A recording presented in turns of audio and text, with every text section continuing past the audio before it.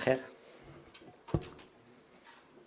استقبلت اليوم زميلي وزير خارجية فرنسا السيد ستيفان سيجورني الذي يقوم بزيارة عمل إلى المغرب. هذه هي الزيارة الأولى اللي كيقوم بها معالي الوزير إلى المغرب، ولكن هي كذلك الزيارة الأولى إلى منطقتنا وإلى القارة الإفريقية بشكل عام. العلاقة المغربية الفرنسية هي علاقة غير عادية، هي علاقة متفردة لا مثيل لها، متجذرة في التاريخ قائمة على واحد الأساس من المصالح المتبادلة، من العلاقات القوية في كل المجالات. العلاقة المغربية الفرنسية هي علاقة دولة لدولة، كيرعاها وكيشرف عليها وكيتابعها رئيسي الدولتين جلالة الملك محمد السادس وفخامة الرئيس إيمانويل ماكرون. والأساس في هذه العلاقة هذه هي هذه المتابعة والإشراف لرئيسي الدولتين، وكذلك اعتبارها أنها علاقة دولة لدولة. قلت العلاقة المغربية الفرنسية ليست بعلاقة عادية. فرنسا شريك متميز للمغرب على المستوى السياسي، على المستوى الاقتصادي، على المستوى الإنساني. هذه العلاقة لا مثيل لها وهي علاقة قوية. هذه العلاقة اليوم هي في واحد اللحظة ديال التجدد وديال التطور، تجدد في المضمون، تجدد في الفاعلين، تجدد في المقاربة، باش أنها تساير التطورات اللي كيشهدها العالم وكتساير التطورات اللي كيشهدوها البلدين. المغرب بفضل رؤية جلالة الملك محمد السادس أصبح قطب استقرار وقوة سياسية إقليمية مهمة. المغرب أصبح فاعل أساسي في محيطه الجغرافي، سواء في شمال إفريقيا، في حوض البحر الأبيض المتوسط، وفي القارة الإفريقية والعالم العربي والإسلامي بصفة عامة. والمغرب بفضل الإصلاحات اللي قام بها جلالة الملك على المستوى الاقتصادي وعلى المستوى السياسي اليوم كيف منح فرص مهمة لشركائه. لهذا المملكة هي دائما واحد الشريك اللي هو مطلوب ومرغوب من قبل القوى الكبرى على المستوى الدولي. وبالتالي من هذا المنطلق هذا العلاقة المغربية الفرنسية كيخصها تجدد وتطور وفق مبادئ ديال الاحترام المتبادل، وفق مبادئ ديال الطموح، وفق مبادئ ديال التنسيق، وفق مبادئ بحال اللي قلت أنها علاقة دولة لدولة.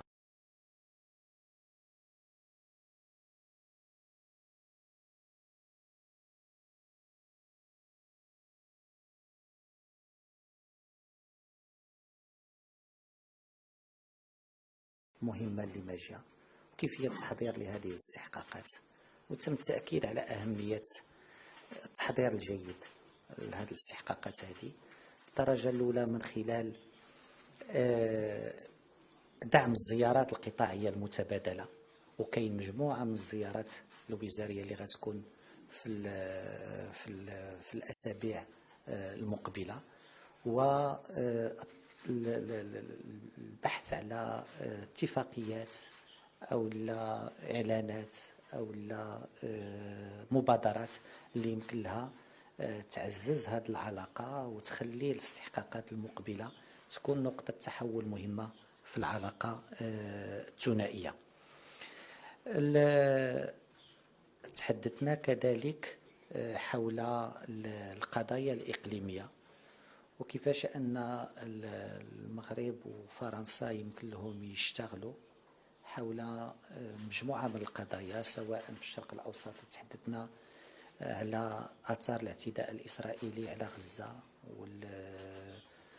يعني ما خلفه من آثار إنسانية كارثية، وكيفية العمل بحال اللي أكد على ذلك جلالة الملك في خطاب الرياض الأخير على وقف لإطلاق النار، على وصول المساعدات، على خلق عملية سياسية، على عدم تهجير الفلسطينيين، على الحفاظ على الهوية العربية الإسلامية للقدس.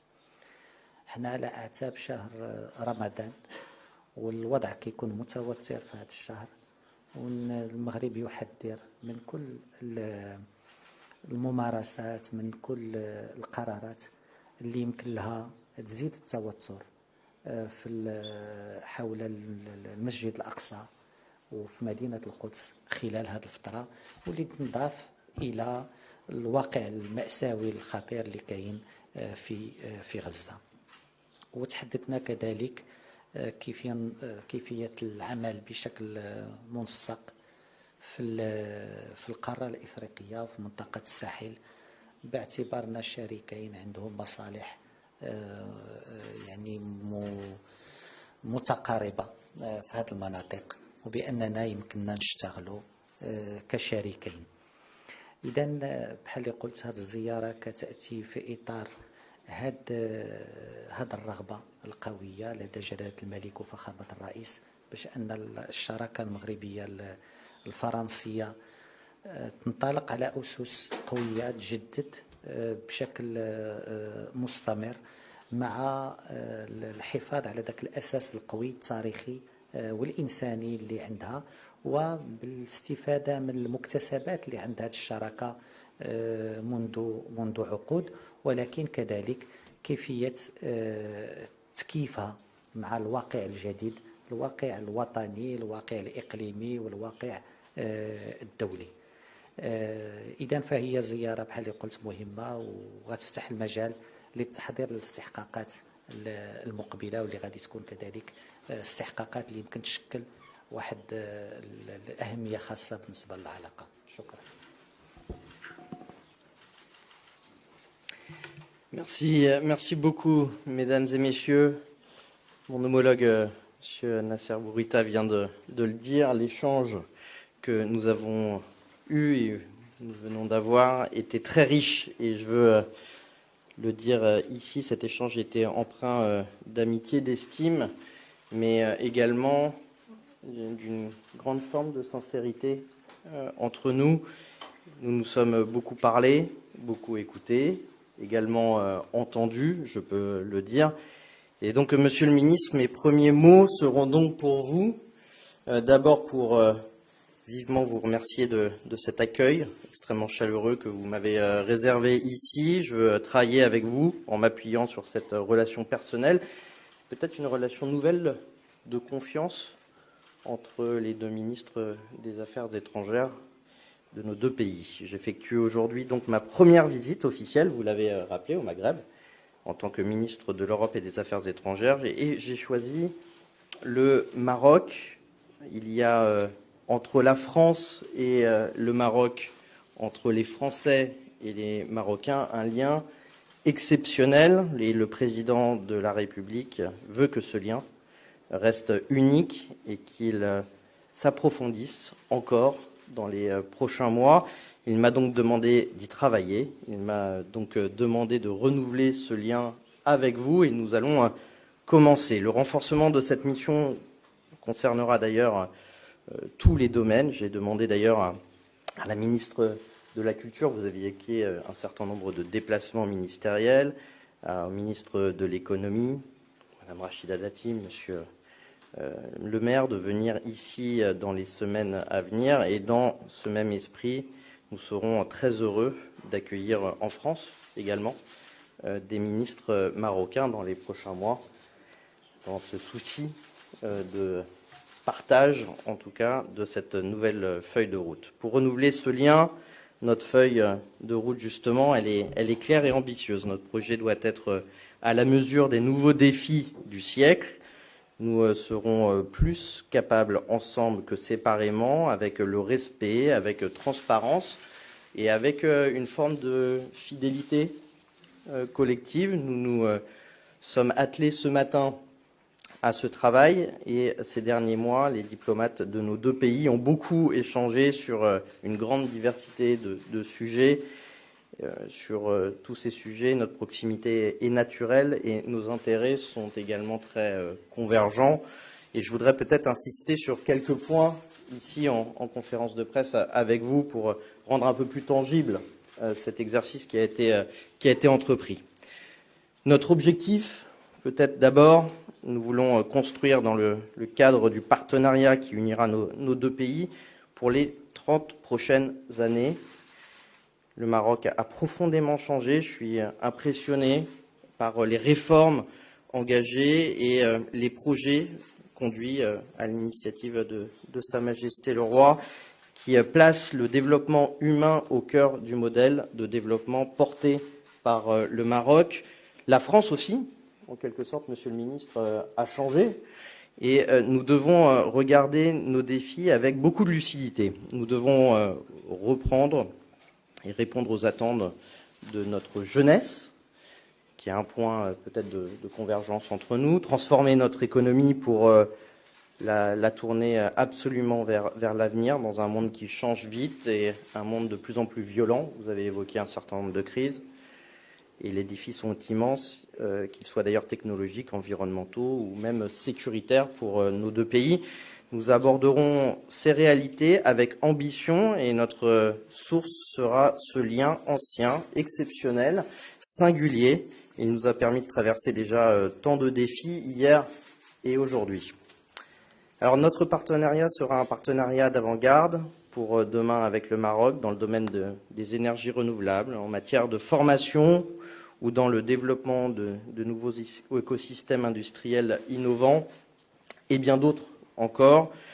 Le Maroc peut compter sur la France pour défendre ses priorités nationales aujourd'hui, mais également demain. Et je veux ici aborder sans détour une question sur laquelle nous avons également abordé un certain nombre de points. Et cette question a particulièrement été à l'ordre du jour de nos conversations. Il s'agit de la question du Sahara. C'est un enjeu existentiel pour le Maroc, nous le savons. Un plan d'autonomie présenté par le Maroc est sur la table depuis 2007 maintenant. Monsieur le ministre, vous savez personnellement que depuis l'origine de ce plan, le Maroc peut compter sur le soutien clair et constant de la France à ce plan. Nous l'avons dit et je le redis aujourd'hui peut-être avec plus de force, il est désormais temps d'avancer et j'y veillerai personnellement. En matière de partenariat, la relation de l'Europe avec le Maroc est également stratégique et nous avons également abordé ce point-là. C'est une évidence parce que les échanges sont denses et dans tous les domaines, les échanges humains, académiques, commerciaux et industriels. Voilà, Monsieur le Ministre, vous l'avez dit, la France a été peut-être à l'initiative dans la conclusion de l'accord d'association euro-méditerranéen entre le Maroc et l'Union européenne et nous avons voulu soutenir à cette occasion le choix historique et je vais dire un choix visionnaire de votre pays à ce moment-là de s'arrimer à l'Europe.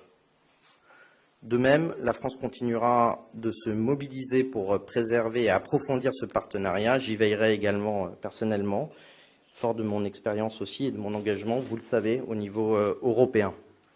Enfin, la France et le Maroc peuvent contribuer ensemble à la paix et à la sécurité. C'est d'autant plus précieux dans le monde actuel. Face aux crises multiples, nous avons longuement abordé la question de la guerre en Ukraine et à Gaza. Sur ce dernier point, j'observe un certain nombre de convergences à la fois sur le contexte, l'état des lieux, mais également les possibles propositions. En tout cas, sur le terrain africain aussi, le rôle du Maroc est en faveur du développement et de la sécurité est remarquable et je tiens également à le saluer. Nous aborderons également au déjeuner un certain nombre de points sur ce sujet. Je veux redire que la France est disposée à travailler avec le Maroc dans ce sens. Dans le même esprit, nous pouvons porter ensemble des initiatives pour relever des défis globaux qui requièrent des réponses collectives. Je pense notamment à la question de la transition climatique, la question, le partage des richesses, l'éducation, la sécurité alimentaire également est un point important, la santé, la lutte contre le terrorisme, les droits de l'homme, et je tiens d'ailleurs à féliciter à cet égard le Maroc pour son élection récente à la présidence du Conseil des droits de l'homme. Et je dis, monsieur le ministre, nous avions d'ailleurs soutenu la France cette candidature. C'est avec détermination, enthousiasme, avec mon profond respect et toute mon amitié pour le Maroc et les Marocains que je veux travailler avec vous, monsieur le ministre cher Nasser, pour refonder le partenariat stratégique franco-marocain, pour apporter également des réponses aux défis que nous avons à relever aujourd'hui et demain, pour nos deux pays, bien sûr, je pense, dans l'intérêt général de nos deux pays, mais au-delà, en Méditerranée, pour le continent africain et vu l'état du monde, probablement pour le monde. Voilà, monsieur le ministre, cher Nasser, l'idée d'ouvrir ensemble cette nouvelle page me réjouit. Je m'engagerai avec toute mon énergie. Merci à nouveau, en tout cas, pour l'accueil chaleureux de ce matin et je vous attends également très vite à Paris. Merci. Merci. On peut prendre quelques questions.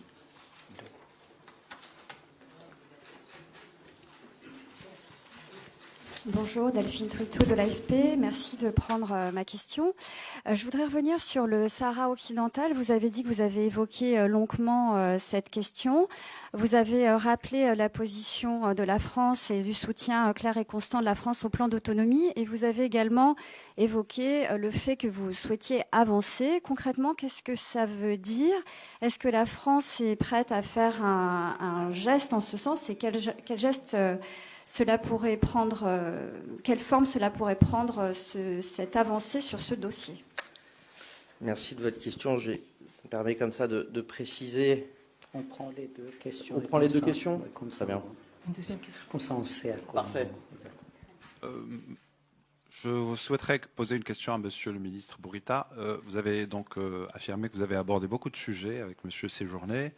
Moi, je souhaiterais vous poser une question sur l'Union pour la Méditerranée. Je sais que c'est un sujet commun au Maroc et à la France. Est-ce que vous avez évoqué ce sujet et que peut faire le Maroc et la France pour faire avancer l'Union pour la Méditerranée et la sortir de sa situation actuelle? Adil Jaberi de la MAP. Merci. Vous voulez commencer? Je commence. Bon, merci beaucoup pour cette question. Pour être très précis, la question du Sahara est existentielle pour le Maroc et pour tous les Marocains, et je l'ai redit à monsieur le ministre tout à l'heure, la France le sait. Cela guide d'ailleurs notre position sur le sujet. Cette position, elle est claire et constante. Je veux peut-être la rappeler avec netteté. Comme le Maroc, la France veut une solution politique juste, durable et mutuellement acceptable, conformément aux résolutions du Conseil de sécurité.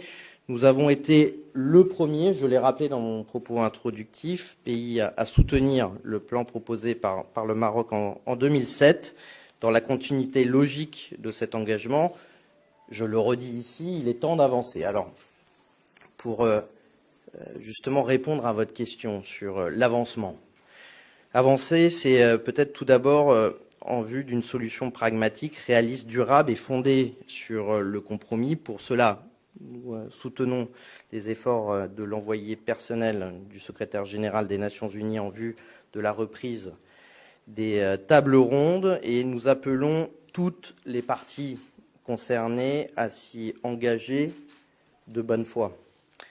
Avancer également en prenant en compte les intérêts et les besoins des habitants de ce territoire, notamment dans les domaines éducatifs et culturels. Il existe 2 écoles françaises, à Darla et Laayoune, qui existent déjà. L'Institut français a récemment déployé, d'ailleurs, en étroite collaboration avec des partenaires locaux, un centre culturel itinérant dans les villes de Laayoune, Boujdour et Darla, qui d'ailleurs rencontre un vif succès.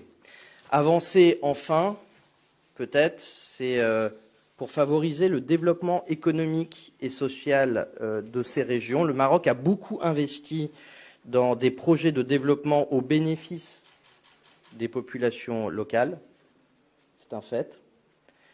Et en matière de formation, d'énergie renouvelable, de tourisme ou d'économie bleue liée aux ressources aquatiques, nous accompagnerons le développement de cette région en appui des efforts marocains.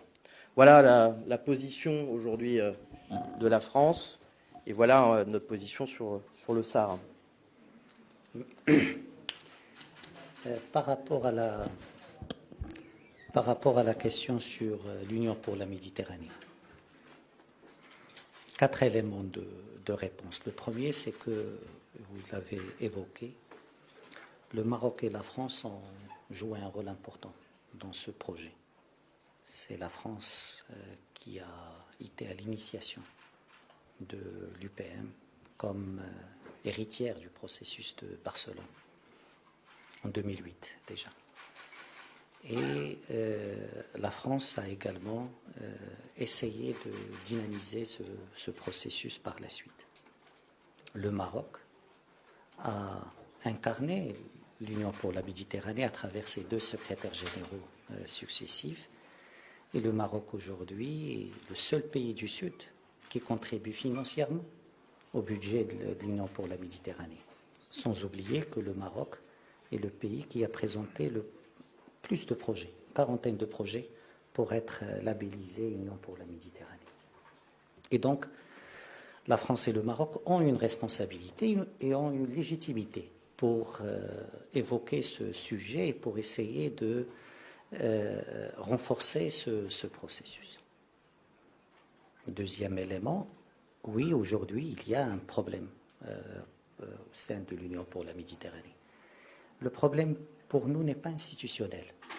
La léthargie institutionnelle reflète une situation qui existe en Méditerranée. Et je vais être très franc. L'Union européenne est toujours hésitante stratégiquement. Est-ce que voisinage Est, voisinage Sud, quelle proportion, qu'est-ce qu'on fait? Et tant qu'il y a cette hésitation stratégique au niveau de l'Union européenne, l'Union pour la Méditerranée ne peut pas faire plus que ce qu'elle fait maintenant. Le Sud est aussi dispersé. Le Sud n'est pas coordonné et ce manque de coordination au niveau du Sud impacte sur le fonctionnement de l'institution. Et troisièmement, le contexte en Méditerranée. La Méditerranée, on l'a évoqué, c'est la guerre, c'est l'agression israélienne contre Gaza, avec toutes ses implications. C'est l'impact sur la stabilité du Liban et d'autres pays méditerranéens. La Méditerranée, c'est la Libye, avec tous les problèmes qu'on connaît. Et donc la Méditerranée est connaît aujourd'hui de nombreuses crises politiques, des conflits ouverts, des conflits plus latents, et l'institution ne peut que refléter cet état de fait. Troisième élément, ce qui nous inquiète le plus, c'est